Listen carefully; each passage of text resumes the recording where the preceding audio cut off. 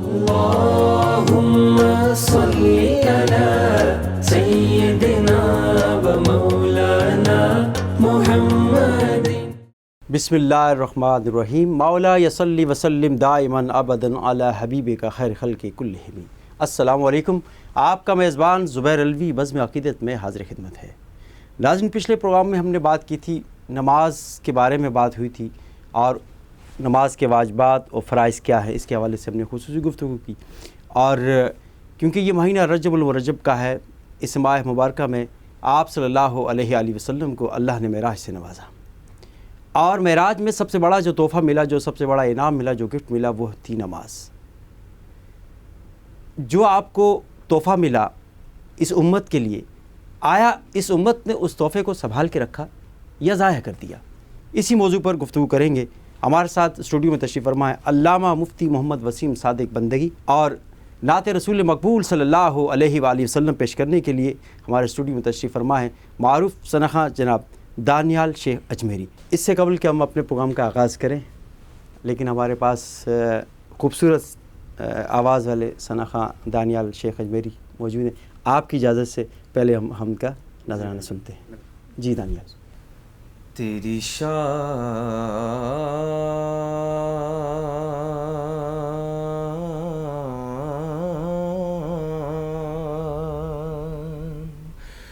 تیری شان عم نوالہ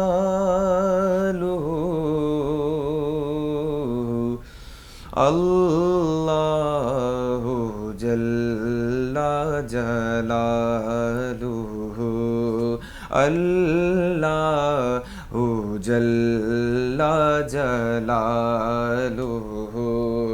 تیری شان جل جلالہ اللہ جل جلالہ اللہ جل جلالہ. تیرے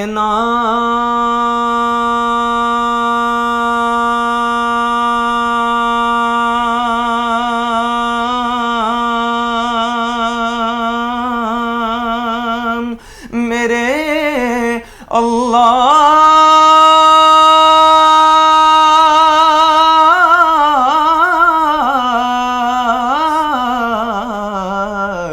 تیرے نام پر رے میرے خدا، میرا دل فدا، میری جان فدا، میری روح کی ہے یہی غذا کہ تیرا نام لب پہ رہے صدا، تیرا نام لب پہ رہے صدا. ہو تیری رضا میری آرزو، اللہ جل جلالہ سبحان اللہ، اللہ جل جلالہ. اور میں گناہ گار ہوں اے خدا، کوئی کام نیک نہ کر سکا، تیرا فضل و بدل ہے بے بہا، نہیں ہو سکا تیرا حق ادا، نہیں ہو سکا تیرا حق ادا. مجھے رکھنا حشر میں سرخ رو، ہمیں رکھنا حشر میں سرخ رو، اللہ جل جلالہ. اور جب تیری شان کریمی پہ نظر جاتی ہے تو زندگی کتنے مراحل سے گزر جاتی ہے. بے طلب مجھ کو دیے جاتا ہے دینے والا, ہاتھ اٹھتے نہیں جھولی میری بھر جاتی ہے.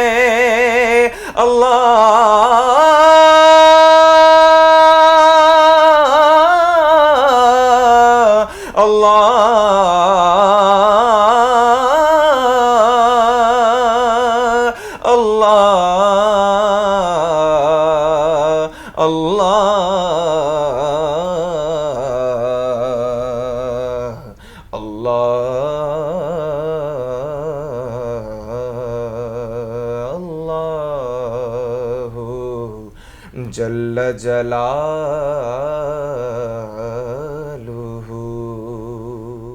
سبحان اللہ. ہمیں حشر میں رکھنا سرخرو اللہ جل جلالہ. جزاک اللہ دانیال, بہت خوبصورت ہم پڑھی آپ نے. جناب مفتی صاحب, جس طرح کہ میں نے اپنے انٹرویو میں کہا کہ یہ مہینہ رجب المرجب کا ہے اور اس ماہ مبارکہ میں آپ صلی اللہ علیہ وآلہ وسلم کو اللہ نے معراج سے نوازا اور آپ کو بہترین تحفہ جو اس امت کے لیے تھا وہ نماز کا تھا, وہ نماز عطا ہوئی اور آپ صلی اللہ علیہ وآلہ وسلم وہ نماز لے کر آئے ہمارے لیے. تو آیا اس امت نے آپ صلی اللہ علیہ وآلہ وسلم کے اس تحفے کو محفوظ رکھا یا اس کو گنوا دیا؟ بسم اللہ الرحمن الرحیم. بہت ہی اہم عنوان جس کا آپ نے انتخاب کیا نماز کے حوالے سے. نماز کی اہمیت اس سے بھی واضح ہوتی ہے کہ اللہ رب العالمین نے اپنی لاریب کتاب کے اندر بہت زیادہ کثرت کے ساتھ نماز کا ذکر فرمایا ہے, اور تقریباً اگر ہم اس پر غور کریں اور قرآن کریم کا مطالعہ کریں تو ہمیں یہ پتہ چلتا ہے کہ یہ جو مختلف زاویوں سے نماز کا ذکر کیا, مختلف پہلوؤں سے, مختلف جہتوں سے, تو یہ اس کی اہمیت کے پیش نظر فرمایا. مثال کے طور پر قرآن کریم میں یہ لفظ تو عام ہے, بارہا آیا اقیم الصلاۃ, نماز قائم کرو. اس کو ایک اور جہت سے یوں بھی بیان فرمایا کہ حافظوا علی الصلوات, کہ نمازوں کی حفاظت کرو, والصلاۃ الوسطیٰ, بالخصوص درمیانی نماز کی حفاظت کرو. ایک مقام پر اس کا ذکر یوں فرما دیا کہ وَأْمُرْ أَهْلَكَ بِالصَّلَاةِ, اپنے اہل والے جو ہیں ان کو نماز کا حکم دو. اسی طریقے سے ایک مقام پر یوں ارشاد فرمایا کہ جہاں متقین کی صفات بیان کی, اہل تقوی کون لوگ ہیں, تو فرمایا کہ یؤمنون بالغیب ویقیمون الصلاۃ, نماز پر ہمیشگی اختیار کرنے والے لوگ ہی اہل تقوی ہیں. سبحان اللہ, سبحان اللہ. اسی طریقے سے فرمایا کہ اقم الصلاۃ لدلوک الشمس الی غسق اللیل, ایک مقام پر طرفی النہار کا لفظ فرمایا, دن کے دونوں اطراف میں کہیں سورج کو طلوع اور غروب کا ذکر کر کے فرمایا کہ نماز کو قائم کرو. اس کے ساتھ ساتھ کہیں پر جو لوگ اس کو ضائع کرتے ہیں یا اس کے اندر کچھ سستی کرتے ہیں تو ان کے لیے وعید کے ساتھ بھی ذکر فرمایا فویل للمصلین, ایسے نمازیوں کے لیے ہلاکت ہے جو نماز کو اس کے وقت سے جو ہے نکال کر کے قضا کر کے نماز کو ادا کر رہے ہیں. اسی طریقے سے اس سے ہٹ کر یوں بھی اس کا ذکر فرمایا کہ فخلف من بعدہم خلف اضاعوا الصلاۃ, فرمایا کہ بعد میں کچھ ایسے ناخلف لوگ پیدا ہو گئے جنہوں نے اپنی نمازوں کو ضائع کر دیا. یعنی قرآن کریم کے اندر بیشتر مقامات پر جو ہے نماز کا ذکر فرمایا. تو یہ جو کثرت ہے, یہ جو اتنی طوالت ہے, یہ اسی وجہ سے ہے تاکہ لوگوں کے سامنے اس کی اہمیت واضح ہو. اب میں آپ کے اس سوال پر آتا ہوں کہ کیا امت نے اس کو سنبھال کے رکھا یا اس کی وہ توقیر یا اس کا وہ لحاظ یا اہتمام کیا کہ جس کا حکم دیا گیا تھا؟ تو وہ تو آپ سب کے سامنے ہی حالات کہ لوگ کیا کر رہے ہیں. لیکن بہرحال لوگوں کا کسی چیز کی طرف رغبت نہ کرنا یا اس کا خیال نہ رکھنا وہ اس بات کی دلیل نہیں ہے کہ اس کی اہمیت کم ہو گئی. اس کی اہمیت اپنی جگہ پر موجود ہے, برقرار ہے. البتہ جو لوگ اس کو قائم اور دائم رکھیں گے تو وہ سرخرو ہوں گے, وہ اللہ رب العالمین کی بارگاہ میں ایک عزت اور ایک مقام حاصل کریں گے، اور جو اس سے انحراف کریں گے تو ان کے لیے بہت ساری وعیدیں آئی ہیں، عذاب کی بھی وعیدیں آئی ہیں، بہت ساری مشکلات ہیں۔ اسی طرح حدیث پاک میں یہ بھی فرمایا کہ سب سے پہلا حساب کتاب جو ہے وہ نماز کے حوالے سے ہے۔ اگر کوئی شخص اپنی نماز میں اپنے آپ کو برقرار رکھتا ہے اور اس امتحان میں سرخرو ہو جاتا ہے تو بقیہ آگے جتنی منازل ہیں ان سب میں بھی اس کے لیے پھر یقیناً آسانیاں پیدا ہو جائیں گی۔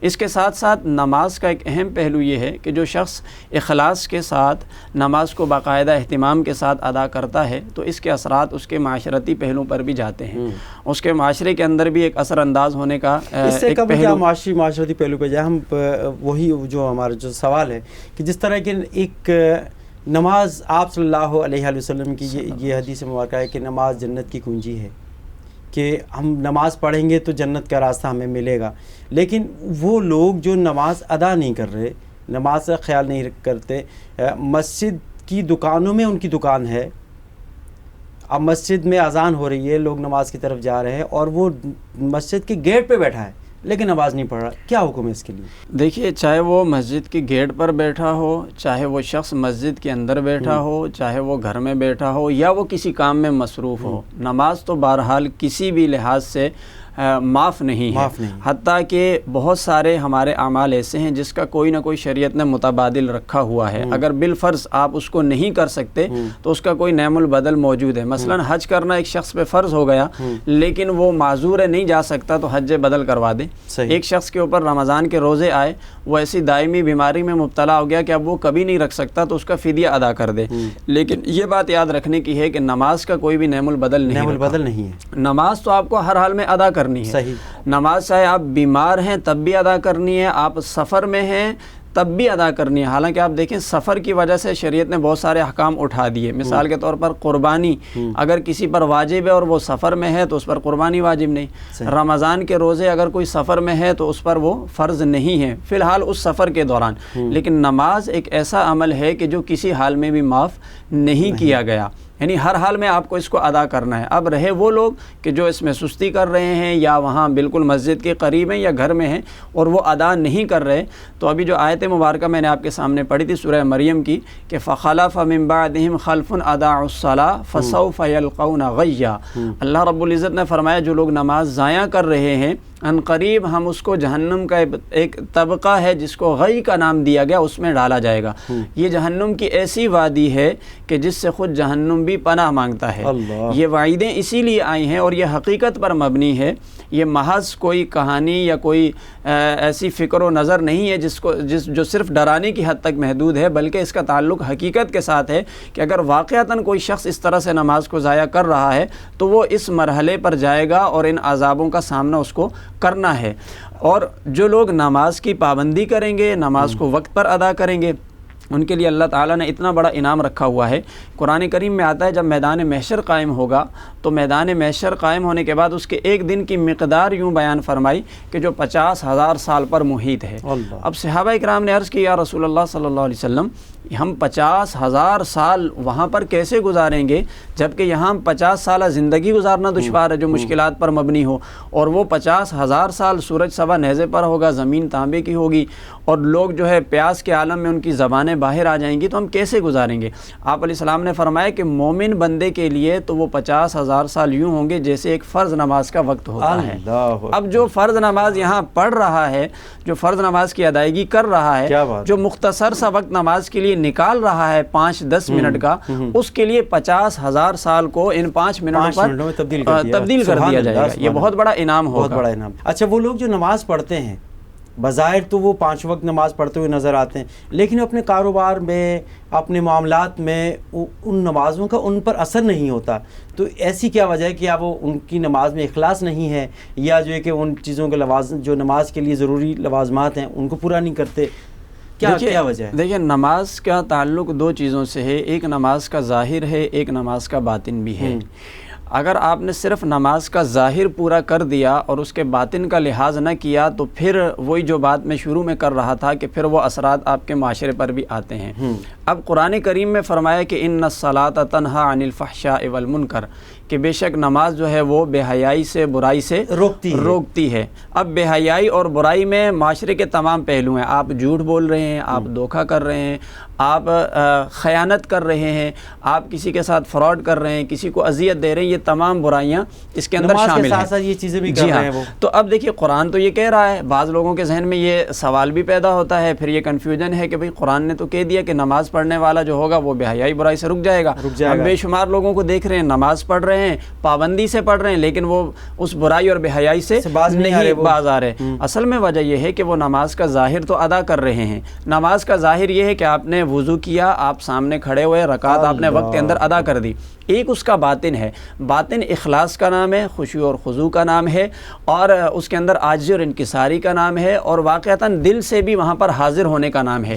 یعنی جب آپ نماز میں کھڑے ہوں تو آپ صرف اپنا جسم لے کر وہاں پر حاضر نہ ہوں، آپ کا باطن بھی وہاں پر موجود ہو، حضوری قلب جس کا نام ہے۔ جس طرح آپ دیکھیں حدیث پاک میں آتا ہے کہ آپ علیہ السلام نے فرمایا کہ جب تم نماز میں کھڑے ہو تو تمہاری حالت یہ ہونی چاہیے کأنک تراہ، گویا کہ تم اپنے رب کو دیکھ رہے ہو۔ اب آپ بتائیے، آپ جتنی بڑی جگہ پر جاتے ہیں اتنا ہی اس کا پریشر لیتے ہیں، اتنا ہی آپ جو ہے وہاں پر ڈر اور خوف کا اظہار آپ کے اندر پایا جاتا ہے۔ جب آپ رب کی بارگاہ میں کھڑے ہوں اور پھر تصور یہ ہو کہ آپ رب کو دیکھ رہے ہیں، تو پھر آپ اندازہ لگائیں کہ اس وقت انسان کی کیفیت کیا ہوگی۔ لیکن ایمان کا آخری درجہ یہ بتایا کہ اگر واقعی آپ اس مقام پر نہیں ہیں، اس اسٹیج پر نہیں جا سکتے کہ رب کو دیکھ سکیں، آپ کے باطن میں خرابی ہے، تو کم از کم آخری درجہ یہ رکھا کہ تمہارا یہ تصور قائم ہو کہ تمہارا رب تمہیں دیکھ رہا ہے۔ یعنی جب آپ کے اوپر کوئی سیکیورٹی ہوتی ہے، آپ کو کوئی دیکھ رہا ہے، آپ کے اوپر کسی کی نظر ہے، تو پھر بھی آپ اپنے آپ کو محتاط رکھتے ہیں۔ اگر کم از کم اس تصور کے ساتھ بھی نماز پڑھیں کہ رب دیکھ رہا ہے، اور رب کا دیکھنا دلوں کے اندر جا کر ہے، انہ علیم بذات الصدور، تمہارے دل میں گزرنے والے خیالات پر اس کی جو ہے نظر ہے، لہٰذا وہاں سے تم اپنے آپ کو حاضر کر کے کھڑے ہو، پھر نماز کا وہ فیضان ملے گا کہ جب آپ معاشرے میں جائیں گے تو اس کے اثرات وہاں پر بھی نظر آئیں گے۔ مفتی صاحب، میں نے دیکھا، مجھے جب بھی دھوکہ ملا ہے تو اس شخص سے ملا ہے جس کو میں نے دیکھا کہ یہ نمازی ہے، پرہیزگار ہے، اس سے معاملات کیے، بعد میں دھوکہ ملا۔ بالکل یہ بات آپ کی درست ہے، اور اس کے اوپر بغیر نمازی نے آج تک مجھے دھوکہ نہیں دیا، مجھے اگر دھوکہ دیا تو نمازی نے دیا۔ میں اس کے اوپر آپ کو حدیث مبارکہ بھی بتاتا ہوں، کیونکہ نماز اگر واقعتاً کوئی اخلاص سے پڑھ کر آ رہا ہے اور اس کی نماز قبول ہو رہی ہے اور اس کا فیضان مل رہا ہے، تو پھر وہ نماز مسجد تک محدود نہیں ہوگی، اس کے معاشرے کے اندر تمام معاملات میں نظر آئے گی۔ حضرت عمر بن خطاب رضی اللہ تعالیٰ عنہ، ایک مرتبہ ایسا ہوا آپ کی بارگاہ میں ایک شخص کو پیش کیا گیا اور اس کے اوپر گواہی کی ضرورت پڑ گئی، تو آپ رضی اللہ تعالیٰ عنہ نے فرمایا کہ کوئی شخص ہے کہ اس کے بارے میں ہمارے پاس یہاں گواہی دے دیں؟ تو ایک صاحب کھڑے ہوئے، انہوں نے عرض کی کہ میں ان کے بارے میں گواہی دیتا ہوں۔ آپ نے فرمایا کہ بتاؤ ان کے بارے میں۔ اس نے کہا کہ میں نے ان کو دیکھا کہ کبھی بھی انہوں نے نماز کو ضائع نہیں کیا، یہ پابندی کے ساتھ نماز پڑھتے ہیں، اسی طریقے سے پابندی کے ساتھ یہ مسجد کا رخ کرتے ہیں، مسجد میں جاتے ہیں۔ تو آپ رضی اللہ تعالیٰ نے فرمایا کہ نہیں، فرمایا یہ کوئی ان کی گارنٹی یا ان کے لیے کوئی دلیل نہیں ہے، آپ یہ بتاؤ کہ کبھی آپ ان کے ساتھ سفر کر کے آئے ہو، 2-4 دن ان کے ساتھ سفر کیا ہے، کبھی ان سے آپ نے لین دین کیا ہے، یا آپ ان کے پڑوس میں رہتے ہو؟ فرمایا اگر معاملات تم نے کیے اور ان معاملات میں یہ شخص ایمانت دار ہے تو پھر اس کی گواہی دے سکتے ہو۔ یعنی ظاہراً آپ کسی کی نماز کی وجہ سے اس کے دیانت دار ہونے کا اس کے اوپر حکم نہیں لگا سکتے ہیں، ضروری ہے کہ وہ اپنے معاملات میں بہتر ہو، اور معاملات میں وہی شخص بہتر ہوتا ہے جو نماز کو بھی دیانت داری سے ادا کر کے آیا ہو، جو نماز کے اندر بھی اخلاص۔ اس موقع پر مجھے حضرت علی رضی اللہ تعالیٰ عنہ کی وہ بات یاد آ گئی کہ جب آپ کے بدن مبارک میں تیر لگ گیا تھا تو آپ حقیقتاً نماز کو ظاہر اور باطن کے ساتھ ادا کرنے والی ہستیاں تھیں، تو آپ نے فرمایا کہ وہ تیر نکل نہیں رہا تھا، جسم بڑا سخت تھا، آپ چونکہ آپ شیر خدا کہلاتے تھے، آپ نے فرمایا جب میں نماز میں کھڑا ہوں تو اس وقت یہ تیر نکال لینا۔ اور ایسا ہی ہوا، جب آپ نماز میں کھڑے ہوئے، وہ سخت تیر جو نہیں نکل رہا تھا، نماز میں کھڑے ہونے کے بعد جب اس کو ہاتھ لگایا تو وہ اتنے آرام سے باہر آ گیا جس طرح مکھن میں سے ایک بال آرام سے باہر نکل آتا ہے۔ جب آپ نماز سے فارغ ہوئے، آپ سے پوچھا گیا کہ یہ ماجرا کیا ہے، تو آپ نے فرمایا کہ میں جب نماز میں کھڑا ہوتا ہوں تو خوف الہی کی وجہ سے میرا بدن کام کرنا چھوڑ دیتا ہے، اور اس کا حقیقتاً نظارہ لوگوں نے یہ کیا اور آپ کے بدن سے وہ تیر باہر نکل آیا۔ یعنی نماز ایسی ہونی چاہیے جس میں اخلاص بھی ہو، خشوع اور خضوع بھی ہو، اور حضوری قلب بھی ہو، اور رب کا خوف بھی طاری ہو۔ یقیناً ایسی نماز کوئی شخص پڑھ کے اگر مسجد سے باہر نکلے گا تو وہ اس کے اثرات معاشرے پر جائیں گے، وہ پھر برائی کی طرف نہیں جائے گا۔ قرآن کا یہ فرمان ایمان سچا ہے، ہمارے عمل میں چونکہ کوتاہی ہے، خامی ہے، نقص ہے، عیب ہے، ہمارے اندر وہ دیانتداری نہیں ہے، وہ اخلاص نہیں ہے، اور وہ حضوری قلب نہیں ہے جو نماز میں ہونا چاہیے، یہ اپنی کوتاہی کی وجہ سے ہے، ورنہ حقیقتاً نماز انسان کو برائی سے روکتی یعنی کہ ہے۔ ہر رکعت میں جب ہم سورہ فاتحہ شریف پڑھتے ہیں تو اس میں یہی کہتے ہیں ایاک نعبد و ایاک نستعین اہدنا الصراط المستقیم، کہ ہم تیری عبادت کرتے ہیں، تجھی سے مدد مانگتے ہیں اور ہمیں سیدھا راستہ دکھا۔ تو ایک شخص جو 7 سال کی عمر سے نماز پڑھنا شروع کرتا ہے اور اس کی عمر 60 سال پہنچ جاتی ہے اور اس کو سیدھا راستہ نہیں ملتا، دیکھیے یہ بات ضروری ہے کہ آپ جب دعا کرتے ہیں، چونکہ بات اس میں دعا کی آگئی، سورہ فاتحہ کی حیثیت اعتقادی بھی ہے اور دعا کے حوالے سے بھی ہے، جس طرح یہ کہا کہ اہدنا الصراط المستقیم، کہ ہمیں تو سیدھا راستہ دکھا، یہ ایک دعا ہے، 60 سال سے پڑھ رہا ہے۔ دعا کے حوالے سے یہ بات ضروری ہے۔ ہمارے ہاں لوگوں کے ذہنوں میں یہ بات بیٹھی ہوئی ہے کہ جب ہم دعا کریں گے تو شاید دعا سے سارے معاملات حل ہو جائیں گے، لیکن یاد رکھیے کہ دعا تو ہمارے کسی بھی کام میں ایک معاون کی حیثیت سے کام آتی ہے، یعنی ممد و معاون ہوتی ہے ہمارے معاملات کے اندر۔ پہلے وہ کام آپ نے خود کرنا ہے۔ اب اگر ایک شخص خود ہی شیطانیت کے راستے پر چل پڑے، غلط کام کرے اور ساتھ میں یہ کہتا رہے اہدنا الصراط المستقیم، تو اس کے لیے یہ اہدنا الصراط المستقیم کہنا کوئی فائدہ مند نہیں ہے۔ کوئی فائدہ نہیں کرے گا۔ پہلے ضروری یہ ہے کہ آپ کوشش بھی کریں گے سیدھے راستے کی۔ امام غزالی علیہ رحمہ فرماتے ہیں کہ وہ شخص سب سے بڑا بیوقوف ہے جو اپنے حصے کی محنت نہ کرے اور صرف دعا پر انحصار کرتا رہے، یعنی پہلے آپ وہ محنت کریں۔ اس وقت حالات تو یہی چل رہے ہیں نا، لوگ دعاؤں کے پیچھے، جس کو دیکھو وہ دعا کر رہا ہے، دعا کروا رہا ہے، ضروری کہہ رہے ہے میرے لیے دعا کیجیے گا، بس میں دعا کر رہا ہوں، تو دعا کے ساتھ عمل بھی تو کرو۔ دعا جو ہے وہ انسان کے لیے باعث خیر و برکت ہوتی ہے، اس کام کو پایہ تکمیل تک پہنچانے کے لیے ایک مددگار کی حیثیت ہوتی ہے۔ کام آپ نے خود ہی کرنا ہے، ورنہ اگر ایسا ہوتا تو آپ صلی اللہ علیہ وآلہ وسلم میدان بدر میں کیوں اترتے؟ آپ میدان بدر میں اترے، آپ نے ہجرت کی، صحابہ کو لے کر گئے، آپ نے صفیں سیدھی کی، دشمن کے مد مقابل کھڑے ہوئے، تمام اسباب مہیا کرنے کے بعد آپ صلی اللہ علیہ وسلم نے پھر وہاں پر دعا فرمائی کہ مولا میرا جو کام تھا میں نے کر دیا ہے، ان لوگوں کو لا کر یہاں کھڑا کر دیا، اب یہ مقابلے کے لیے تیار ہیں، اب تیری بارگاہ میں دعا کرتا ہوں تو ان کو غلبہ عطا فرما۔ گھر میں بیٹھ کر یہ دعا نہیں فرمائی، پہلے تمام اسباب کو بروئے کار لایا جائے گا۔ اسی طریقے سے صراط مستقیم ہو یا آپ کا دنیا کا کوئی بھی معاملہ ہو، پہلے ضروری ہے کہ آپ اسباب کے تحت اخلاص کے ساتھ محنت کر لیں، پھر آپ اپنے رب سے دعا کریں تو یقیناً اللہ تبارک و تعالیٰ آپ کے حق میں اس دعا کو قبول فرمائے گا اور وہ دعا آپ کے لیے مددگار بن جائے گی۔ اچھا، ایسے لوگوں کو میں نے دیکھا ہے جو خود تو نماز نہیں پڑھ رہے لیکن وہ نماز کی تلقین کر رہے ہیں۔ ہاں، ایسے لوگ اگر جو خود نماز نہیں پڑھتے اور نماز کی تلقین کر رہے ہیں تو ان کا یہ کام کرنا اس لحاظ سے بیکار ہے، کیونکہ آپ کی زبان میں اثر اور فیض اس وقت پیدا ہوتا ہے، آپ کی زبان اس وقت دوسرے کے لیے اثر انداز ہوتی ہے یا دوسرے کے دل میں وہ بات اترتی ہے جب آپ اس چیز پر خود عمل کر رہے ہوں۔ آپ دیکھیے ایک حدیث مبارکہ ہے معراج کی، چونکہ یہ مہینہ چل رہا ہے، معراج کے حوالے سے ایک حدیث مبارکہ کا حصہ میرے ذہن میں آ رہا ہے اس سوال کے حوالے سے کہ آپ علیہ الصلوۃ والسلام کا گزر ہوا تو اہل جنت پر سے بھی آپ کا گزر ہوا اور اہل دوزخ پر سے بھی ہوا، تو آپ نے مختلف احوال دیکھے، تو اس میں ایک واقعہ یہ بھی آیا کہ آپ کا گزر ایسے لوگوں کے پاس سے ہوا کہ جن کی زبانوں کو کاٹا جا رہا تھا، تو جب پوچھا گیا کہ یہ کون لوگ ہیں، فرمایا یہ اس امت کے وہ خطیب ہیں جو خود عمل نہیں کرتے تھے، لوگوں کو بتایا کرتے تھے۔ یعنی بڑی سخت وعید آئی اس حوالے سے کہ پہلے انسان خود بھی عمل کرے اور پھر اس کے بعد دوسرے کو تلقین بھی کرے۔ ایک شخص اگر خود عمل نہیں کر رہا ہے اور بس وہ عادتاً یہ بات کہتا ہے، ایک ہوتا ہے کہ اصلاح کے پیش نظر کہنا، ایک ہوتا ہے کہ عادتاً اس کام کو کرنا کہ سبھی یہ بول رہے ہیں تو میں بھی یہ بول دوں، اس کا اس سے کچھ بھی فائدہ نہیں ہے۔ ہاں، اصلاح کی غرض سے کسی کو کہہ دینا اور واقعتاً دل سے کہہ دینا تو پھر یقیناً ہو سکتا ہے کہ اس پر بھی اس اچھے کام پر اس کو کوئی نہ کوئی اجر و ثواب ضرور مل جائے۔ یہ نماز کی اہمیت و فضیلت کے بارے میں آپ نے گفتگو فرمائی۔ اب نماز کے لیے ایک شخص کھڑا ہو گیا، چلے ساری اہمیت اس تک پہنچ گئی، وہ اس کی اہمیت سے واقف ہو گیا، اب وہ نماز کی طرف آ گیا۔ جب نماز پر کھڑا ہوا تو اس میں کچھ فرائض اور کچھ واجبات ہوتے ہیں، یعنی کہ جب تک کہ اس کی پوری آگاہی نہیں ہے اس شخص کو، جب تک کہ نماز پھر صحیح طریقے سے ادا بھی نہیں ہو پائے گی اور اس کا جو ثواب اس کو حاصل ہونا ہے وہ نہیں ہو پائے گا۔ تو آپ یہ فرمائیے کہ جس طرح ایک نماز کے اندر جو ہے کہ واجبات کیا ہیں اور فرائض کیا ہیں؟ دیکھیے حدیث پاک میں آتا ہے طلب العلم فریضہ علی کل مسلم و مسلمہ، جس کا حاصل یہ ہے کہ علم کا حاصل کرنا ہر مسلمان مرد اور عورت پر فرض ہے۔ اچھا دیکھیے، ایک تو علم کلی ہے، یعنی تمام چیزوں کا علم حاصل کرنا، جیسے بہت بڑے بڑے علماء گزرے، فضلاء۔ ایک وہ ہے کہ جس چیز کی آپ کو حاجت ہے اس کا علم حاصل کرنا۔ تو علم کلی حاصل کرنا تمام چیزوں کا، یہ تو مستحب ہے اور مستحبات کے درجے میں ہے، کوئی بھی شخص کر لے گا تو سب اس سے بری ذمہ ہو جائیں گے۔ لیکن بہرحال جن چیزوں کی آپ کو ضرورت پڑتی ہے زندگی میں، جن جن چیزوں کا آپ کو سامنا کرنا ہے، ان کا علم حاصل کرنا آپ پر فرض ہے۔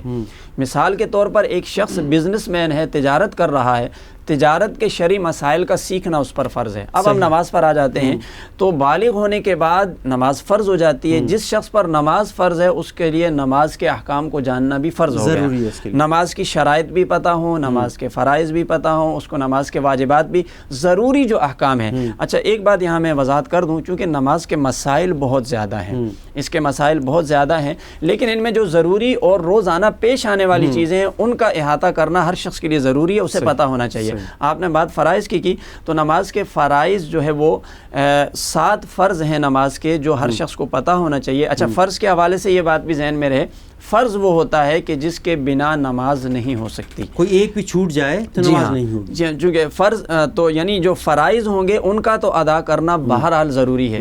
مثال کے طور پر پہلا فرض تکبیر تحریمہ کہلاتا ہے، اس کو بعض نے شرائط میں بھی ذکر کیا نماز کی، اور بعض نے اس کو فرائض میں بھی، یعنی جو پہلی تکبیر ہے جس سے آپ نماز کا آغاز کرتے ہیں اس کو اصطلاحاً تکبیر تحریمہ کہا جاتا ہے، اور یہ فرض ہے۔ اگر کسی نے اس تکبیر تحریمہ کو ادا نہیں کیا تو اس کی نماز نہیں ہو سکتی ہے۔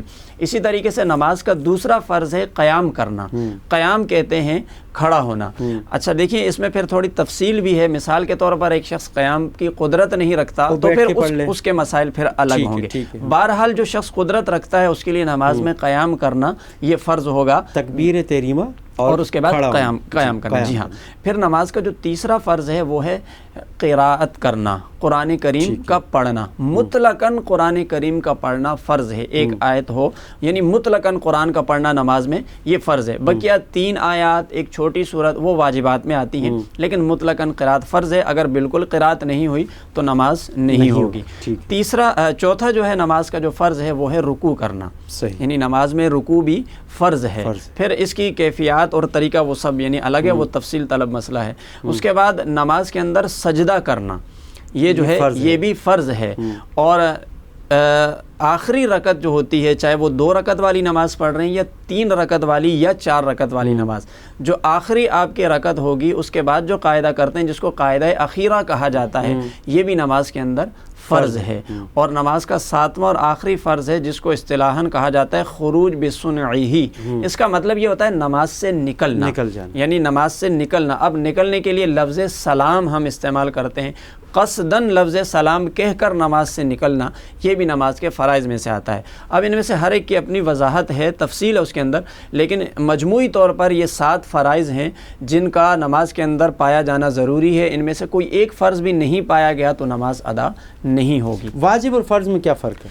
ہاں، فرض تو وہ ہوتا ہے جو دلیل قطعی سے ثابت ہوتا ہے اور اس کے بنا نماز نہیں ہو سکتی، اس کا ادا کرنا ضروری ہے۔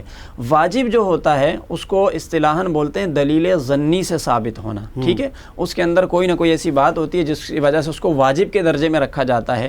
فرض اور واجب میں یہاں نماز میں فرق یہ ہوگا کہ اگر آپ نے فرض کو ترک کر دیا تو آپ کی نماز سرے سے ہوگی ہی نہیں۔ البتہ واجب کا معاملہ یہ ہے کہ اگر واجب کے اندر کوئی آپ سے غلطی ہو گئی اور نماز میں رہ گیا تو اس واجب کے اعادے کی صورت یہ ہے کہ آپ نماز میں سجدہ سہو کر لیں، لیکن شرط یہ ہے کہ وہ واجب آپ نے جان بوجھ کر نہ چھوڑا ہو، یعنی غلطی سے رہ گیا ہو، یہ اس کی شرط ہے۔ اگر جان بوجھ کر واجب کو بھی چھوڑ دیا جائے تو پھر نماز ادا نہیں ہوتی ہے۔ تو واجبات بھی جلدی سے ذرا بتا دیجئے تاکہ واجبات کو پتہ چل جائے۔ جی واجبات نماز اصل میں بہت زیادہ ہیں، چونکہ اس کی فہرست بہت زیادہ ہے، میں مختصراً اس میں سے کچھ چیزیں بتا دیتا ہوں۔ مثال کے طور پر تکبیر تحریمہ میں نے بتایا تھا کہ فرض ہے، لیکن اس کو اللہ اکبر کے لفظ سے شروع کرنا یہ واجب ہوتا ہے، یعنی اس میں لفظ آپ نے جو استعمال کرنا ہے وہ اللہ اکبر۔ اسی طریقے سے سورہ فاتحہ کا پڑھنا واجب ہے، اور سورہ فاتحہ کی ہر آیت کا پڑھنا واجب ہوتا ہے۔ اس کے بعد سورہ فاتحہ کے بعد قرات کا مسئلہ آتا ہے۔ فرض کی پہلی 2 رکعات کے اندر جو فرض نماز ہے اس کی پہلی 2 رکعت کے اندر ایک چھوٹی سورت کا پڑھنا یا ایک بڑی آیت کا پڑھنا یا 3 چھوٹی آیات کا پڑھنا یہ بھی واجب ہے۔ اسی طریقے سے سورہ فاتحہ کو پہلے پڑھنا اور پھر یہ جو قرات آپ کرتے ہیں اس کو بعد میں پڑھنا یہ بھی واجب ہے۔ اس کے ساتھ ساتھ یہ ہے کہ جو ہے وہ رکعت میں سورت سے پہلے جو آپ سورہ فاتحہ پڑھیں گے وہ ایک ہی بار ہو۔ بعض دفعہ ہوتا ہے انسان بھول جاتا ہے کہ اس نے 1-2 آیات پڑھ لی ہیں سورہ فاتحہ کی اور پھر دوبارہ سے پڑھنا شروع کر دیا، تو بہرحال اگر اس طرح کرے گا، چونکہ پڑھنا ایک بار واجب ہے، دوبارہ پڑھنے سے واجب میں تکرار ہوگا، اور اگر تکرار ہو گیا تو پھر سجدہ سہو کرنا پڑے گا۔ اس کے بعد یہ ہے کہ قرات جیسے ہی ختم ہوئی اس کے بعد رکوع میں جانا، یعنی متصلاً، اس میں کوئی فاصلہ نہیں ہونا چاہیے، یعنی بیچ میں 3 مرتبہ سبحان اللہ کی مقدار کوئی فاصلہ نہ ہو۔ اگر یہ فاصلہ آ گیا تو سمجھ لیں کہ آپ نے ایک واجب کو چھوڑ دیا۔ سورہ فاتحہ جب آپ نے ختم کر لی، اس کے بعد جب آپ قرات شروع کریں گے تو اس کے بیچ میں بھی 3 مرتبہ سبحان اللہ کی مقدار میں فاصلہ نہیں ہونا چاہیے، یعنی یہ واجب ہے کہ آپ متصلاً اس کو ملا کر آپ قرات کر لیں، قرات ختم کرتے ہی متصلاً آپ رکوع میں چلے جائیں، یہ ترتیب بالکل رکھنا واجب ہے۔ اس کے بعد جب آپ کھڑے ہوتے ہیں اور قیام کرتے ہیں اور اس کے بعد آپ چلے جاتے ہیں سجدے کی طرف، اسی طرح اب ایک سجدہ اس کے بعد دوسرا سجدہ، یعنی سجدے کے بعد دوسرا سجدہ متصلاً ملا کر کرنا، یہ طریقہ کار بھی واجب میں آتا ہے۔ اس کے بعد آتا ہے تعدیل ارکان۔ تعدیل ارکان ایک اصطلاح ہے جس کا مطلب یہ ہے کہ ہر رکن کو صحیح طریقے سے ادا کرنا واجب ہوتا ہے۔ مثلاً قیام کرنا بالکل سیدھا کھڑے ہونے کا نام ہے، رکوع کرنا اپنی پشت کو بچھا کر اور اپنے گھٹنوں کو پکڑ کر، اور اسی طریقے سے رکوع کے بعد قومے میں جب آپ سیدھا کھڑے ہوتے ہیں تو اس کو بالکل سیدھا کھڑا ہونا۔ پھر جب آپ سجدے میں جاتے ہیں، ایک سجدہ کرنے کے بعد جب آپ بیٹھتے ہیں دوسرا سجدہ، تو بیچ میں جو بیٹھنا جلسہ جس کو بولتے ہیں، بالکل آرام سے سیدھا بیٹھ جانا، اس کو تعدیل ارکان کہا جاتا ہے۔ فوراً سجدے سے فوراً اٹھے اور فوراً سجدے میں چلے گئے، یہ واجبات نماز میں اس کو تعدیل ارکان کہا جاتا ہے۔ یہ تمام چیزیں نماز کے اندر واجب ہیں۔ اس کے علاوہ 3 رکعت یا 4 رکعت والی نماز جب آپ پڑھتے ہیں تو اس میں قاعدہ اولا، یعنی جو پہلا قاعدہ ہوتا ہے، یہ تشہد کی مقدار بیٹھنا، یہ بھی واجب کہلاتا ہے، اور پہلے قاعدے کے اندر تشہد کے اوپر کچھ بھی نہ پڑھنا، یعنی جیسے التحیات آپ نے پڑھی اس کے بعد درود پاک نہ پڑھنا، یہ بھی واجب ہے، ٹھیک ہے۔ اور اس کی غلطی کرتا ہے تو سجدہ سہو پھر اس کو سجدہ سہو کرنا پڑے گا، ٹھیک ہے جی۔ اس کے علاوہ جو ہے سلام، لفظ سلام کہنا یہ بھی واجب ہے، یعنی خروج بسنعہ، نماز سے نکلنا یہ تو فرض ہے، لیکن اس کے لیے لفظ سلام کا ہونا یہ واجب ہے۔ پھر ہم اس سے ہٹ کر جب چلے جاتے ہیں، وطر جو ہماری نماز آتی ہے اس میں دعائے قنوت پڑھنا، اور دعائے قنوت کے لیے جو تکبیر کہی جاتی ہے اللہ اکبر، یہ بھی نماز کے واجبات میں سے ہے۔ اور اسی طریقے سے جب ہم نماز عیدین ادا کرتے ہیں، نماز عیدین کے اندر جو 6 زائد تکبیریں ہم کہتے ہیں، یہ بھی نماز کے واجبات میں سے ہے۔ اور عیدین کی نماز کے اندر جب آپ جو ہے دوسری رکعت میں 3 تکبیریں کہہ کر رکوع کی طرف جاتے ہیں تو اس وقت رکوع کی تکبیر کہنا یہ بھی واجبات نماز میں سے آتا ہے۔ اس کے ساتھ ساتھ کچھ نمازیں وہ ہیں جس میں قرات بلند آواز سے کی جاتی ہے، جن کو جہری نمازیں کہا جاتا ہے، جیسے فجر کی نماز ہے، مغرب کی نماز ہے، عشاء کی نماز ہے، جمعے کی نماز ہے، عیدین کی نماز ہے، تو ان میں قرات کو بلند آواز سے کرنا یہ بھی واجبات نماز میں سے ہے۔ اور جن نمازوں میں قرات کو آہستہ کرنا ہے سری آواز میں، تو ان میں آہستہ آواز سے کرنا بھی واجب ہے۔ اس کے علاوہ نماز کے اور بھی بہت سارے واجبات ہیں جن کو تفصیلاً تو ہم یہاں پر نہیں بتا سکتے، جو کہ بہت ہی زیادہ ہیں، لیکن جس طرح کا آپ کا سوال ہوگا تو اس کے حساب سے انشاءاللہ میں واجبات بتاتا رہوں گا۔ ایک بات یہ اس طرح کہ ایک کوئی نماز پڑھنے والا جب نماز پڑھتا ہے، آپ نے کہا کہ اس کی سورہ فاتحہ کی ہر آیت کو تلاوت کرنا ضروری ہے، جی، تو کیا اتنی آواز سے کرے کہ کان اس کو سماعت کر سکے، یا صرف ہونٹ ہلانا ہے؟ جس طرح بہت سے لوگ تو ہونٹ بھی نہیں ہلاتے، وہ دل میں پڑھ لیتے ہیں، تو اس کے لیے کیا حکم ہے؟ دیکھیے، تنہا جو شخص نماز پڑھ رہا ہے، اکیلا جو نماز پڑھ رہا ہے، تو قرات کے حوالے سے یہ اصول اور ضابطہ ذہن میں رہے، اتنی آواز سے پڑھنا ضروری ہے کہ جس کو وہ خود سن سکتا ہو، ٹھیک ہے۔ اور اگر کوئی شخص، یہ جو آپ نے سوال کیا نا دل میں پڑھنے والی بات، تو اگر کسی نے نماز یوں پڑھی کہ وہ کہتا ہے میں دل میں پڑھتا ہوں، تو اس کی نماز نہیں ہوئی۔ اگر کسی نے اس طرح نماز پڑھی ہے، چاہے جتنی بھی نمازیں پڑھی ہیں، اس کو دوبارہ پڑھنی پڑیں گی، دل میں پڑھنے سے نماز ادا نہیں ہوتی۔ قرات کا آخری مقام یہ ہے کہ اتنی آواز سے پڑھے جس کو وہ خود سن سکتا ہو، اپنی زبان سے الفاظوں کو ادا کرنا ضروری ہے، دل میں نہیں پڑھ سکتے۔ ٹھیک ہے۔ اور غلطی کی صورت میں سجدہ صاحب ہاں اس کو کرنا ہے. واجبات، اگر واجبات میں سے کوئی واجب ترک ہو جاتا ہے تو پھر سجدہ سہو کرنے سے وہ جو ہے اس کا اعادہ ہو جائے گا اور نماز اس سے مکمل ہو جائے گی. جزاک اللہ خیر. بہت تفصیل کے ساتھ آپ نے، کیونکہ ہمارا ٹائم تھوڑا سا زیادہ بھی ہو گیا، لیکن میں یہی چاہ رہا تھا کہ کم از کم یہ جو ہمارا ٹاپک ہے اس پروگرام میں کمپلیٹ ہو جائے اور ہمارے ناظرین کو نماز کے بارے میں، کیونکہ یہی تو ہے ایک چیز جو مسلم اور کافر کے درمیان فرق کو ظاہر کرتی ہے. بالکل کہ جب بھی آپ کسی ہندو کے ساتھ یا کسی دوسرے فرقے یا دوسرے کسی بندے کے ساتھ بیٹھے ہوں گے جو غیر مسلم ہے، تو آپ کا فرق یہی نظر آئے گا کہ جب اللہ اکبر ہوگا تو وہ نماز کی طرف چلا جائے گا، اور جو نہیں ماننے والا ہوگا اللہ اور اس کے حبیب کو تو وہ نماز کی طرف نہیں جائے گا. یہ ایک ہی تو فرق ہے بالکل. اور جس کو ہم بھول چکے ہیں، فراموش کر چکے ہیں. اور ہماری نئی نسل آج کل موبائل پہ اور مختلف ہیلو بہانوں سے مختلف ٹیکنالوجی استعمال کر رہی ہے، لیکن وہ نماز کی طرف نہیں آتی. اذان ہو جاتی ہے، نماز ختم ہو جاتی ہے، وقت ختم ہو جاتا ہے، وہ نماز کی طرف لوٹتے نہیں، نماز کی طرف آتے نہیں، پڑھتے نہیں. تو دعا یہ ہے کہ اللہ ہمیں اور آپ سب کو اور ہمارے تمام ناظرین کو اس طرف سوچنا نصیب فرما دے کہ اس کی طرف ہم راغب ہو جائیں، دین کی طرف آ جائیں، نماز کی طرف آ جائیں. کیونکہ اگر ہم نماز نہیں پڑھیں گے تو نہ ہماری دنیا ہے نہ ہمارا دین ہے. فی امان اللہ. آپ کی تشریف آوری کا بہت شکریہ مفتی صاحب. اور ہمارے ساتھ تشریف فرما ہے، جس طرح کہ میں نے شروع میں کہا تھا، دانیال شیخ اجمیری. ایسی کوئی نعت پیش فرمائے جو ہمارے ناظرین کو مزید رغبت بھی عطا کرے اور دین سے محبت ہو اور دین سیکھنے کا بھی ہمیں شوق ہو، جذبہ ہو. قدسی کھڑے ہیں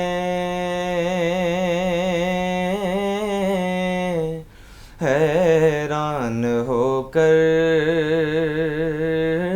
قدسی کھڑے ہیں حیران ہو کر، سدرا سے آگے بشر جا رہا ہے. کیا بات ہے، واہ واہ. قدسی کھڑے ہیں حیران ہو کر، سبحان اللہ. کہ سدرا سے آگے بشر جا رہا ہے. قدسی کھڑے ہیں حیران ہو کر، کہ سدرا سے آگے بشر جا رہا ہے. سدرا سے آگے بشر جا رہا ہے. بن ٹھن کے اپنے خالق سے ملنے، وہ بن ٹھن کے اپنے خالق سے ملنے، سر عرش وہ تاج ور جا رہا ہے. وہ بن ٹھن کے اپنے خالق سے ملنے، سر عرش وہ تاج ور جا رہا ہے. قدسی کھڑے ہیں حیران ہو کر، کہ جاتا ہے دیکھو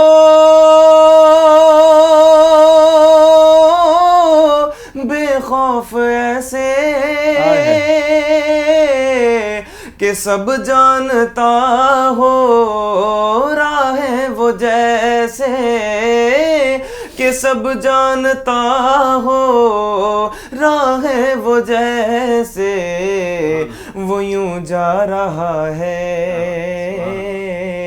جیسے کہ کوئی، وہ یوں جا رہا ہے جیسے کہ کوئی گھر والا اپنے ہی گھر جا رہا ہے. وہ یوں جا رہا ہے جیسے کہ کوئی گھر والا اپنے ہی گھر جا رہا ہے. قدسی کھڑے ہیں حیران ہو کر، قدسی کھڑے ہیں حیران ہو کر. اور وہ قصہ حلیمہ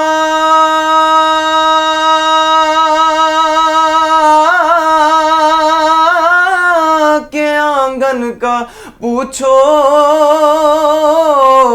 अरे जवानी का छोड़ो, तुम बचपन का पूछो, जवानी से पहले तुम बचपन का पूछो, कि अभी मुस्तफा ने उठाई है उंगली, अभी मुस्तफा ने उठाई है उंगली, कमर से तो पूछो किधर जा रहा है, अभी मुस्तफा ने उठाई है उंगली, कमर से ये पूछो किधर जा रहा है, कुदसी खड़े हैं हैरान होकर,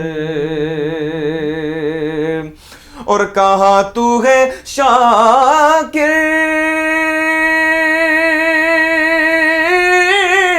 कहाँ उनकी बातें,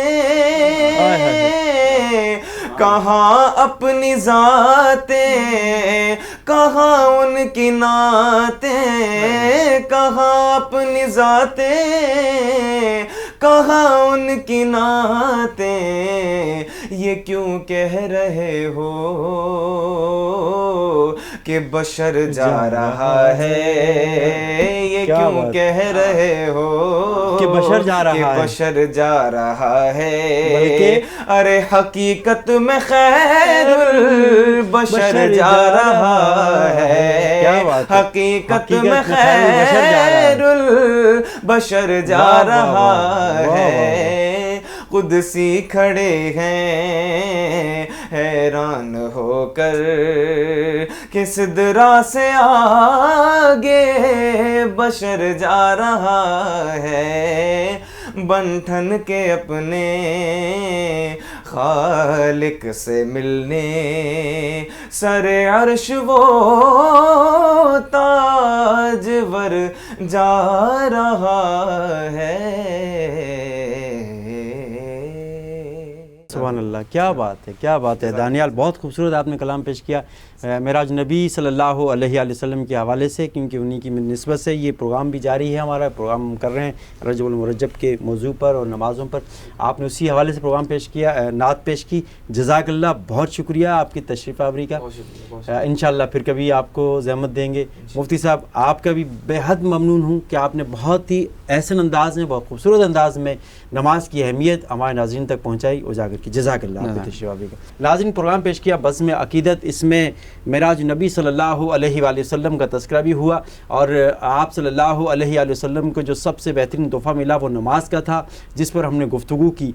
और अफसोस से कहना पड़ता है कि आज हम मुसलमान तो हैं, अपने आप को मुस्लिम भी कहते हैं, मुसलमान कहते हैं कि अल्हम्दुलिल्लाह, बड़ी शान से हम कहते हैं कि अल्हम्दुलिल्लाह हम तो मुसलमान हैं। अरे जब हम मुसलमान हैं तो आप इस पे भी तो नज़र डालें कि जो आका अलैहिस्सलाम ने जो तोहफ़ा दिया हमें, जो हम तक पहुंचा, हम मोहब्बत करते हैं, अकीदत करते हैं। दुनिया का कोई भी ऐसा मुस्लिम मेरी नज़र से या आपकी नज़र से नहीं गुजरा होगा जो ये कहे कि मैं आप सल्लल्लाहु अलैहि वसल्लम से मोहब्बत नहीं रखता या अकीदत नहीं रखता, मुझे उनसे कोई उनसियत नहीं है। दुनिया में कोई भी ऐसा मुस्लिम आपको नहीं मिलेगा, लेकिन ऐसे मुस्लिम आपको ज़रूर मिलेंगे जो आपके फरमान से कतअ नज़र करते हैं, अपने आप को, आपका जो फरमान है उसको पूरा नहीं करते, और आपके जो एक एक काम जो नमाज के लिए हुक्म दिया है, जो कुरान में बार बार इसका कहा, अस्सलात अस्सलात अस्सलात वाक़ीमुस्सलात वाक़ीमुस्सलात, जिसको हम सरासर रूगर्दानी कर रहे हैं और उस पर अमल नहीं करें। और आज यकीन जानिए, जिन घरों में जो परेशानियां हैं, जो मुश्किलात हैं, जिस मुसीबत में मुब्तला हैं, वो मुसीबत सिर्फ़ और सिर्फ यही है कि वो नमाज से दूर हैं। अगर वो नमाज के करीब आ जाएंगे, मेरा ये दावा है, यकीन जानिए कि अल्लाह आपको ज़रूर बर ज़रूर नवाजेगा और आपकी तमाम परेशानियाँ, तमाम मसाइल दूर हो जाएंगे। सिर्फ़ एक नमाज पर अमल करके देख लीजिए, नमाज पढ़ के देख लीजिए, मिलता है क्या सजदे में, सर झुका के देखिए। अपने मेज़बान ज़ुबैर अलवी को इजाज़त दीजिए। इंशाअल्लाह अगले प्रोग्राम में नए मेहमानों के साथ, नए टॉपिक के साथ आपकी खिदमत में दोबारा हाज़िर होंगे। फ़ी अमानिल्लाह।